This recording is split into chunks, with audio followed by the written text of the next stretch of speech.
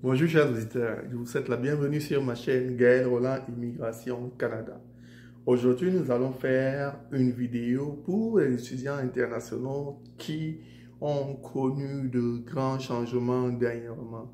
En effet, j'ai fait une vidéo où j'expliquais que les étudiants internationaux peuvent travailler à temps plein jusqu'en avril 2024.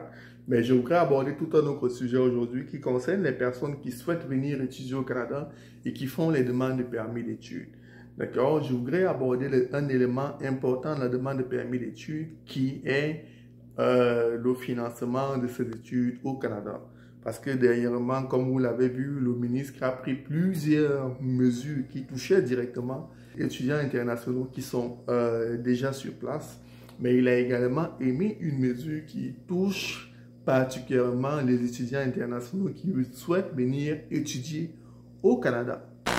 Avant qu'on ne commence la vidéo, je voudrais encore remercier tous ceux qui se sont abonnés à ma chaîne. On est rendu à 3000 abonnés. C'est pas mal. Et puis, je vous remercie tous pour votre soutien. Si toi qui m'écoutes, tu ne t'es pas encore abonné à ma chaîne, tu n'as pas encore pris la chance de t'abonner à ma chaîne, abonne-toi, like les vidéos, partage, clique sur la cloche de notification pour ne manquer aucune de mes vidéos édifiantes. À tout de suite.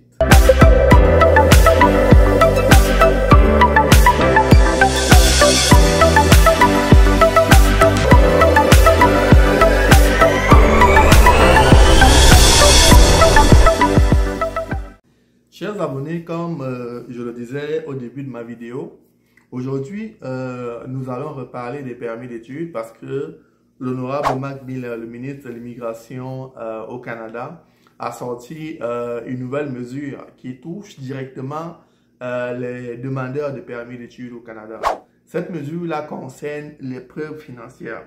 Comme vous le savez, lorsque vous faites une demande de permis, comme on peut le voir ici, vous avez une différente liste de documents qu'il faudrait fournir. Vous avez le formulaire IM1294, vous avez la lettre d'acceptation de l'école qui montre par exemple que vous devez faire un stage, si vous avez un stage à faire.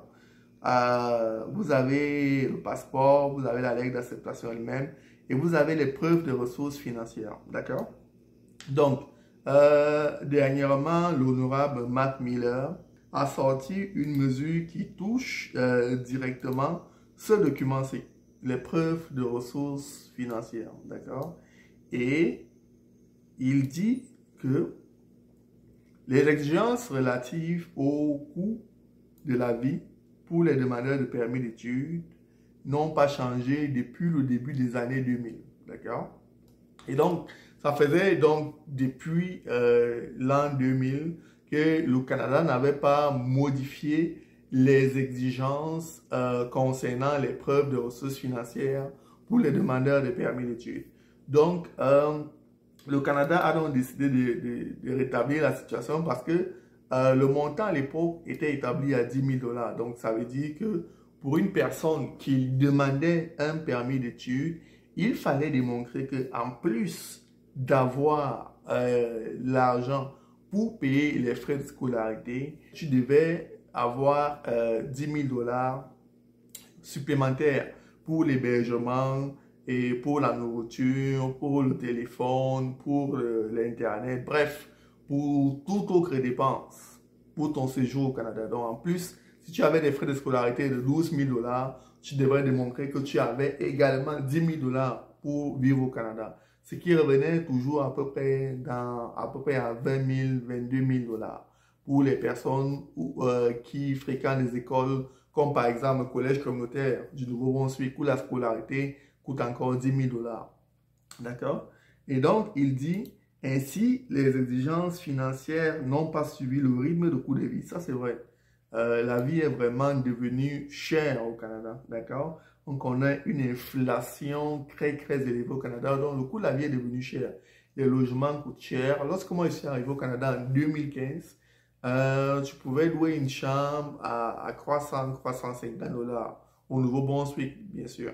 Mais aujourd'hui, les chambres sont montées à 500, 600, 700 $, 800 $. Alors qu'à l'époque, ça, c'était le prix d'un appartement. Donc, c'est pour dire que le prix des logements a augmenté, le coût de la vie a augmenté, Donc, désormais, pour 2024, donc à partir de janvier 2024, tous les demandeurs, donc tout le monde qui fait une demande de permis d'études, devra prouver 20 635 $.